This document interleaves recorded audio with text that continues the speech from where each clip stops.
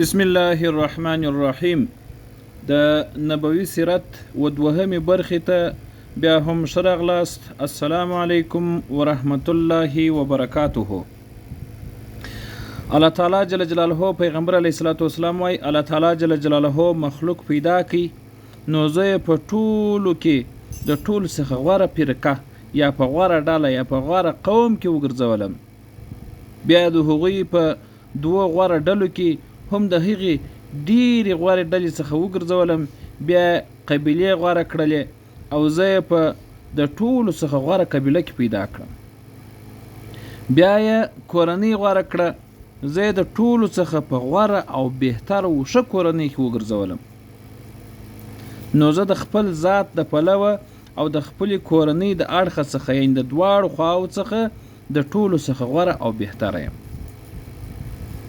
او کله چې د عدنان اولاده زیاته سوله نو د عربي وطن په مختلفو برخو کې خپاره سوه. عبد قیس د بکر بن وائل او د تمیم ځینې کورنۍ بحرین ته ولاړې. بنو حنیفه بن صعب بن علي بن بکر یمامه ته ولاړل او په حجر نومي ځای کې میشت سول. او د بکر بن وائل نوري کورنۍ د یمامه، بحرین، سیف الکاظمه، خلیج او ان د عراق تر شاوخوا سیمو لکه ایلا او هیت پورې ورسېدل. د تغلب ځینې کورنۍ د فرات په جزیره او نورې د بکر سره میشت سول. بنو تمیم د بصرې په دشت کې واړول. بنو سلیم مدینې منورې ته نږدې د قرا له درې څخه تر خیبره او د خیبر څخه د مدینې منورې د ختیځ او د مدینې د ختیځ څخه تر جبلین او په دې ترتیب سره ان تر حاره نومي سیمې پورې خپاره سوه.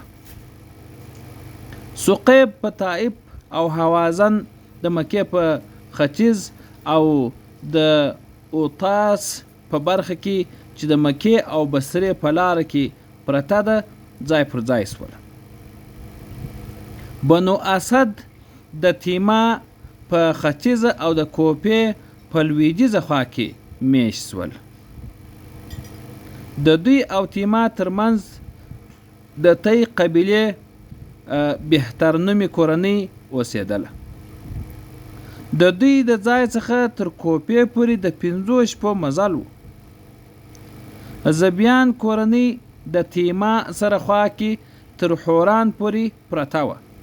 د کنانه کورنۍ په تهامه او د قریشو پښه په مکه او شاوخوا سیمه کې پاته سوله.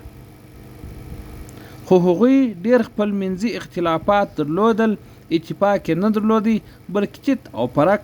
او ترڅو چې قوسی بن کلاب ځوان سو او دوی سره متحد او یو موټی کړل. د نفاق اور یې ګل کړي مړی کړي او خپل قوم یې د یووالي په رسۍ سره وتاړه. او د همدې اتفاق او وحدت د برکته هغوی د قدر، مقام او منزلت خاوندان سول.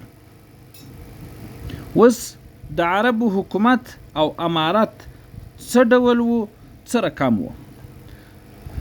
کله مو چې وغوښتل د اسلام څخه مخکې د عربو د حال او احوال څخه خبرې وکړو نو لازم مو وبلله چې د عربو د حکومت، امارت، قومونو او مذهبونو د تاریخ په هکله هم لنډ شانته معلومات وړاندې کړو ترڅو د اسلام د ظهور په وخت کې د وضعي څرګندونو او پیژندنه راته اسانه سوي وي. د اسلام د لمر څرک څخه مخکې عربي واکداران په 2 ډوله وه. یو ډول یې داسې تاج لرونکي باچیان وه چې په حقیقت یې پر استقلال او ازادي نه درلوده. بل ډول د قبایلو او کورنیو مشران وه چې د باچیانو په شان د پوره صلاحیت او امتیازاتو خاوندان وه او زیات شمیر د پوره استقلال درلودونکي هم وه. او کېدای سي چې یو شمیر نور به یو هم د کوم باچا تابعیت هم درلودي. د یمن الغسان او الحیره باچیان تاج لرونکي او نور پاتې تاجه پاچیان و. د یمني پاچایي په یمن کې د العربه عربو چې مخکې موږ تاسو ته تیر سول د منځ څخه تر ټولو لومړی پیژندل شوی قوم د سبا قوم دی. د اور په مځکه کیندنه چې په دې وروستیو کې سوی ځینې داسې معلومات په لاس راغلي دي چې د میلاد څخه 25 پیړۍ مخکنی زمانه پورې اړه لري او د دې قوم یعنی سبا یادونه هم پکښې کې سوې ده. د دوی د تمدن پرمختګ او واکمنۍ وسعت او پراختیا د میلاد څخه 11 پیړۍ مخکې شروع شوې ده. د دوی واکمنۍ په لاندې ډول په مختلفو مرحلو ویشل شوې ده.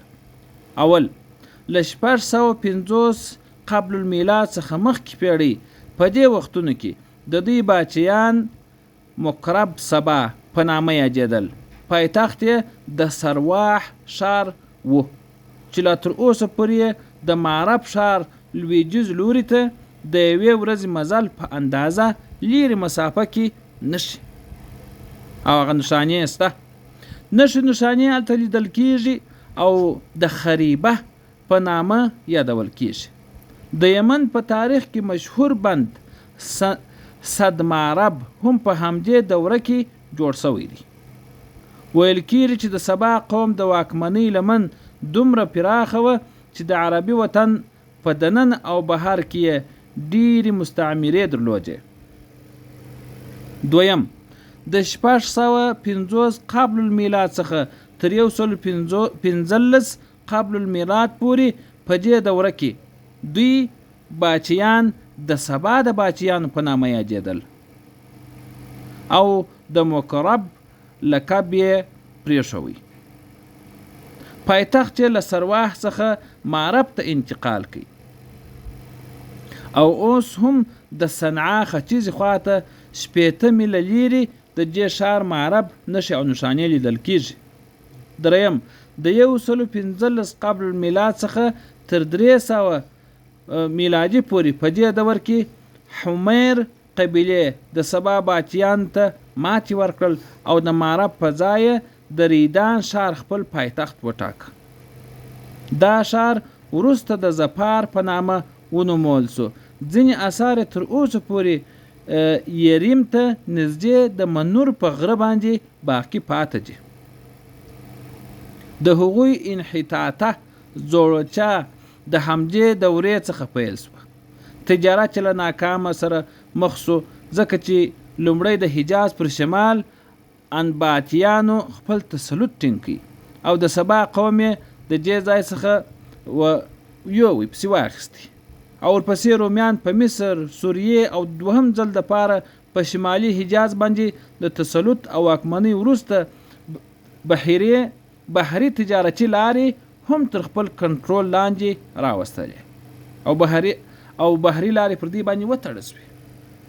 او د دې څخه علاوه د مختلفو قبیلو خپل منځي اختلافات هم د دې سبب سوله چې الکحتان دور کې او چې دغه دور چې راتلی دا دور کې او تباهي په څنډه باندې ودرېږي او د خپل وطن څخه بې وطنه او درپدره شي. څلورم د 300 میلادي کال څخه تر اسلامي لمرڅرک پورې په دې دور کې هغوی د ډول ډول ستونزو، کودتاګانو او خپل منځي جنګونو سره لاس او ګریوان و تر څو دوی خپل هر څه حتی ازادي هم له لاسه ورکړي. په همدې وخت کې رومیان عدن ته ننوتل.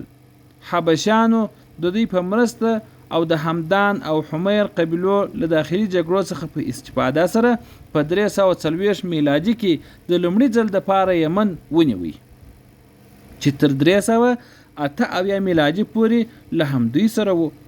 وروسته یمنیانو بیرته خپل ازادي وګټله خو په دې وخت کې د معرب په بند کې درزونه پیدا شول تر څو چې په 450 یا 451 میلادي کال کې هغه لوی سیلاب چې قرآن کریم د سیل العرم په نوم یاد کړی دی راوبهیدی. هر څه چې په مخه کړله او ډیر تباہي او بربادي یې جوړ کړله. د 1523 میلادي کال یهودي مشر زو نواس د نجران پر مسیحیانو سخت حمله وکړل او غوښتل چې په زور او جبر سره د مسیحیت څخه واړوي. خو کله چې هغوی دا ونه منله نو زو نواس ورته د اور کنجې ویستلې او هغه مسیحیان یې په کښ کې واچوله. همدې کیسې ته قرآن کریم سورة بروج په صورت کې اشاره کړې ده. قتل اصحاب الاخدود او آیات تر پایه پورې چې موږ به تاسو ته یوازې ترجمه ووایو چې بیا ډېر وخت نیسي. وایي مړه دې سي کنجې ایستونکي اور ډېر خاص و خاشاک لرونکی کله چې دوی پر هغه ناست و او هغه څه یې ولیدل چې پر مسلمانانو یې کول او له هغوی څخه بدله نه اخیستل مګر د دې چې هغوی په عزیز او حمید خدای ایمان درلودی. هغه خدای چې د اسمانونو او مځکې باچی ورسره ده او الله جل جلاله پر هر څه باندې شاهد او خبر دی. او د همدې پیښې په نتیجه کې نصرانیان د خپل انتقام په خاطر د روم د امپراتور تر مشرۍ لاندې په عربو باندې تسلط او د خپل واکمنۍ د پراختیا په تکل کې سول. حبشان یې راپورته کړله، بحري قوت کشتۍ او جهازونه ورته برابر کړل. بالاخره 1000 حبشي سپاهیان په یمن وروختل او په 1525 میلادي کال کې یمن ونیوی او اریات حاکم وټاکی، مشر وټاکی. نوموړی تر وخت د یمن حاکم و ترڅو چې د خپل لشکرو د کومندان ابرهه د لاسه ووجل سو. ابرهه د قدرت واګي په خپل لاس کې ونیولې او دا هم هغه ابرهه دی چې د مکې د ورانولو د پاره لشکري را ایستلی وي. دی او لشکري د اصحاب پیل په نامه شهرت لري. د الپیل د پیښې څخه وروسته یمنیانو د پارسیان څخه د مرستې غوښتنه وکړل او بالاخره د یوې کلکې مقابلې په نتیجه کې حبشان له خپل وطن څخه وشړله او په 1515 میلادي کال کې د معدي کربه بن صیب زی یزین الحمیر تر مشرۍ لاندې خپل ازادي اعلان کړل او معدي کربه باچا وټاکی.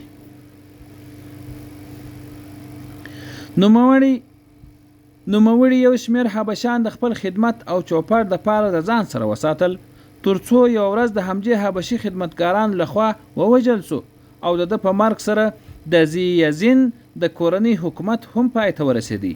ورپسې کسرا په صنعا کې پارسی والی مقرر کی او یمن د پارس یو ولایت اعلان سو. دې سلسلې ته د 638 میلادي کال پورې دوام پیدا کی.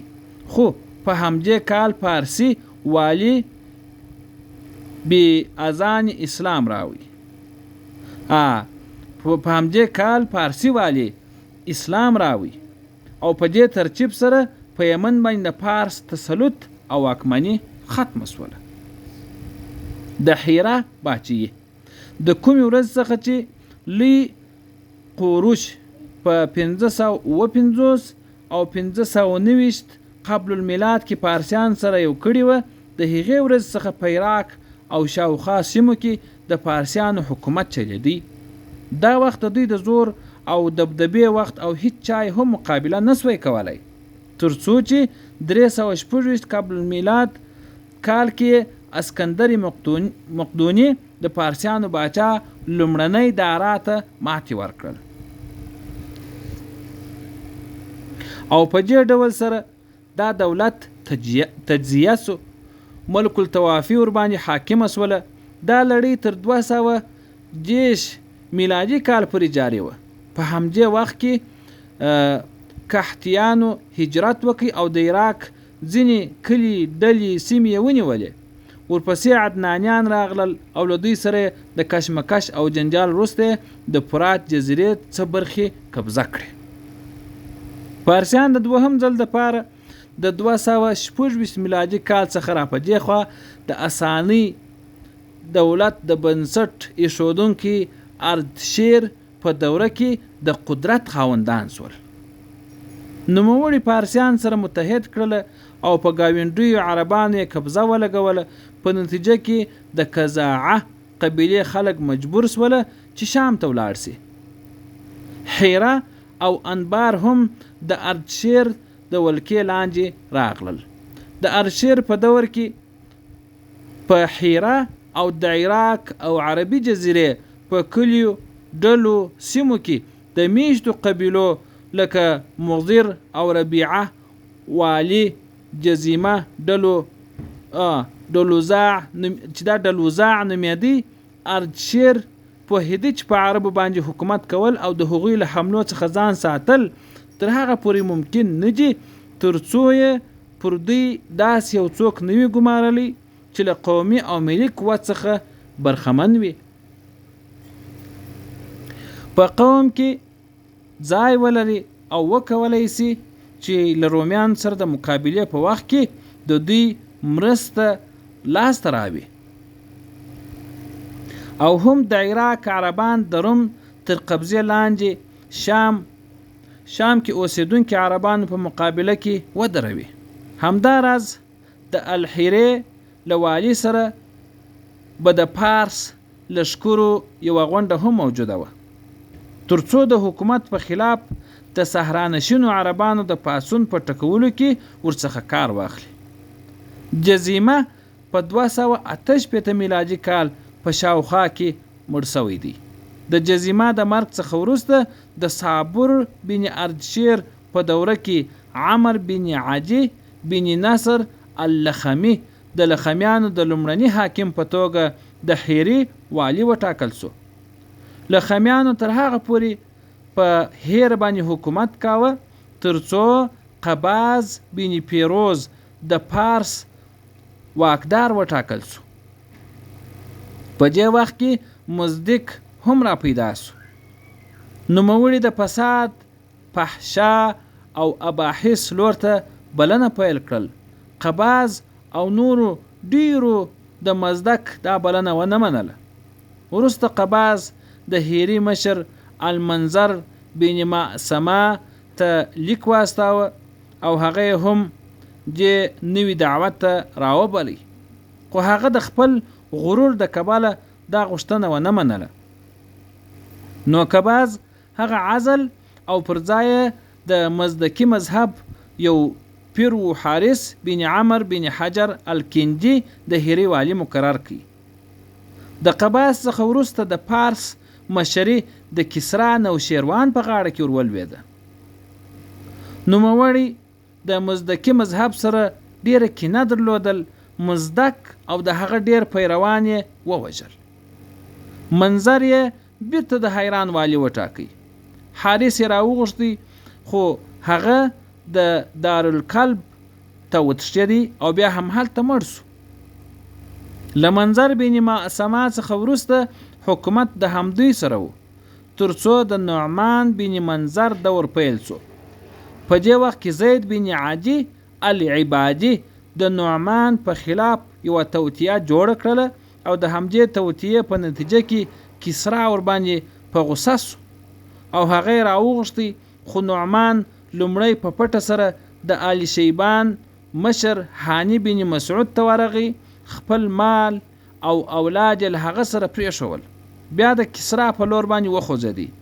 کسرا هغه بنجک په بندیخانه کې وپات شو، مړ شو او د پر ځای ایاس بن قبیصه الطائي د هیري والی وټاکی او هغه ته امر وکي چې له هانی بن مسعود څخه د نعمان مال وغواړي.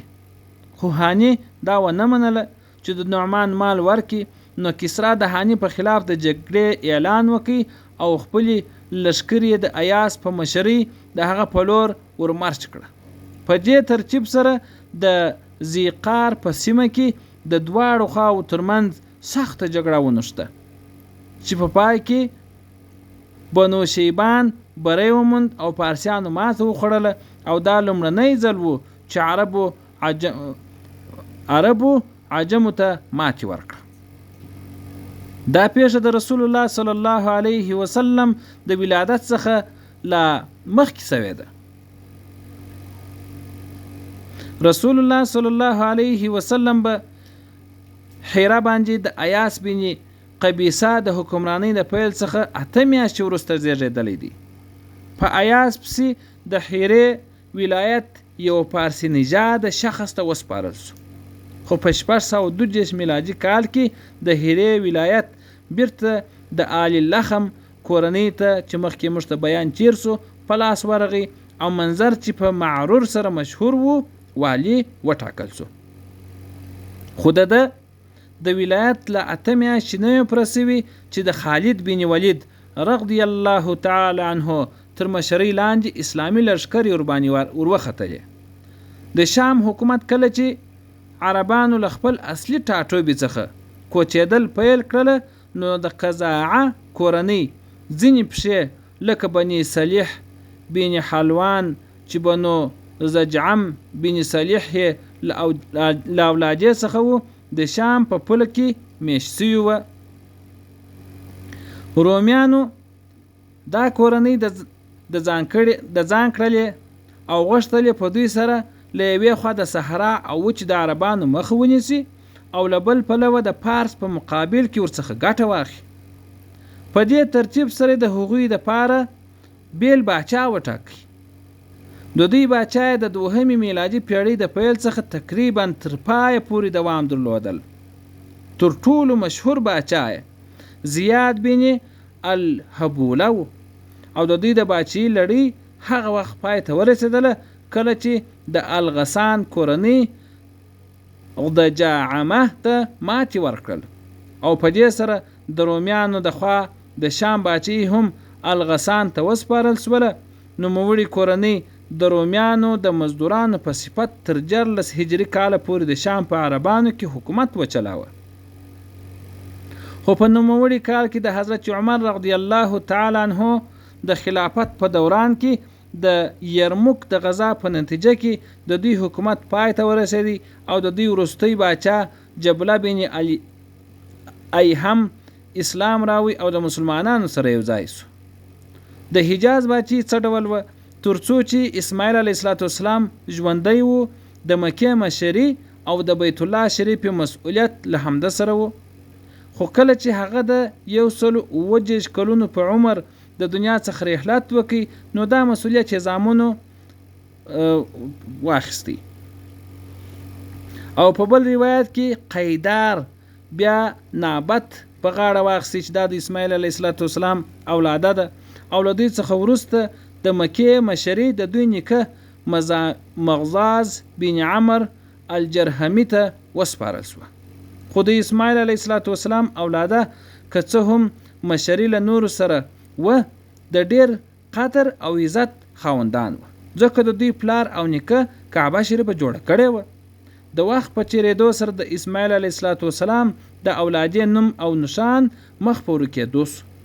جرهمیان هم د بخت نصر له دورې مخکې کمزوري سول او په همدې وخت کې د مکې په سیاسي اسمان کې د عدنان د کورنۍ ستوري وځلېدی.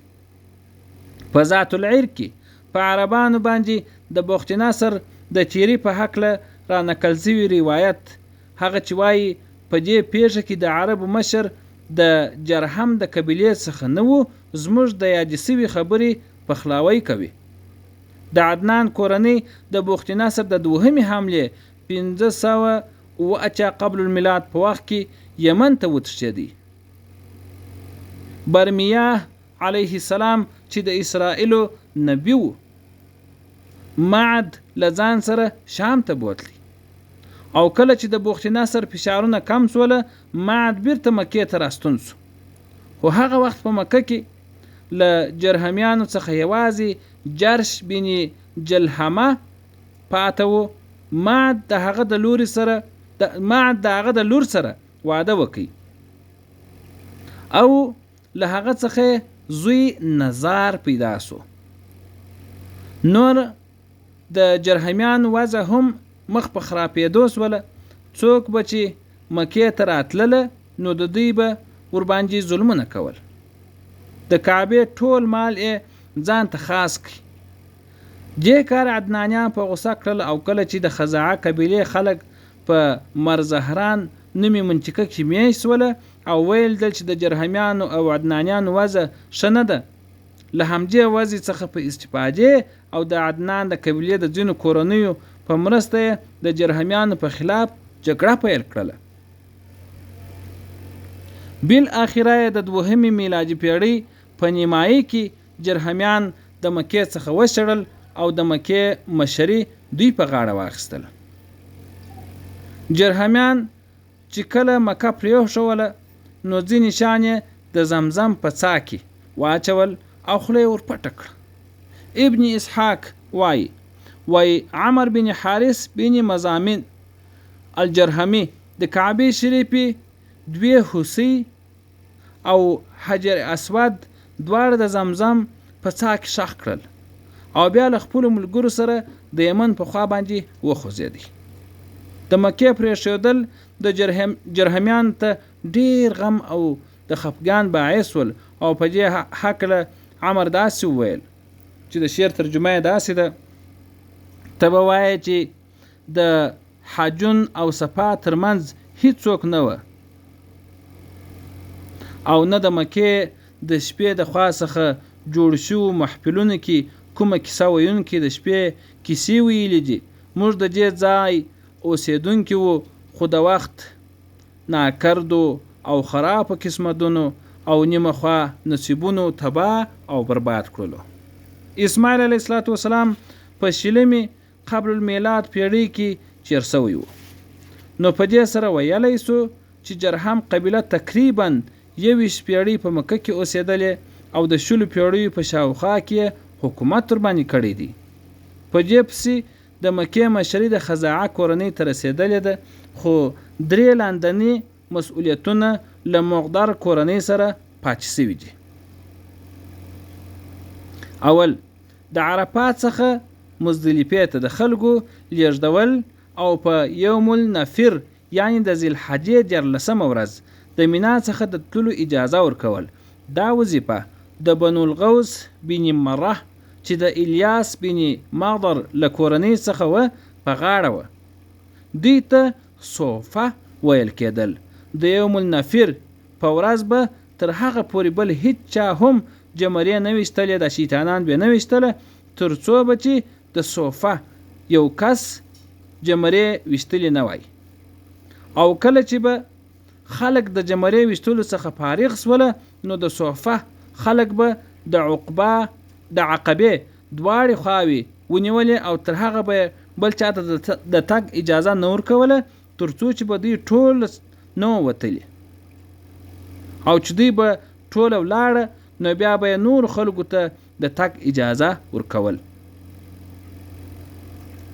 د صوفه د ختمېدو وروسته دا میراث د تمیم قبیلې د بنو سعد بن زید مناه کورنۍ په برخه ورسېدله. دویم نحر یعنی قربانی یا لوی اختر په سهار د مزدلفې څخه مینا ته تلل دا دنده د بني عدوان په غاړه باندې وه. درېیمه برخه چې کومه ده هغه به ان شاء الله تاسو ته په راتلونکي برخه کې ووایو. نو ستاسو څخه ډېره هیله کوو چې دغه نبوي سیرت او د عربو کوم جوړښت دی دا د ثواب په خاطر باندې تر نورو ملګرو پورې هم ورسوي او خپل هم واوري. الله تعالی جل جلاله دې ستاسو څخه راضي سي. الله تعالی جل جلاله مو دنیا او آخرت در کامیاب که. ان شاء الله دا لړۍ به موږ جاری وساتو. دا د پیغمبر صلی الله علیه و آله وسلم دا کوم سیرت چې دی دا به جاری موږ وساتو تر څو چې ختمیږي چې هر څو برخې سولې دا 2مه برخه ده. نو ان شاء الله موږ به کوشش کوو چې دا ډیر هغه عربي الفاظ نه وي یوازې تاسو ته هغه عربي الفاظ چې هلته زما مخ ته راسي بس هغه به هغه پښتو ژباړه درته وایم. دا په دې خاطر باندې چې ډیر وخت ونه نیسي. کوم وخت چې ډیر وخت ونیسي زموږ تاسې وخت هم بې ځایه مصرفیږي او په هغه خبره خوا د بیرته ترجمه کیږي.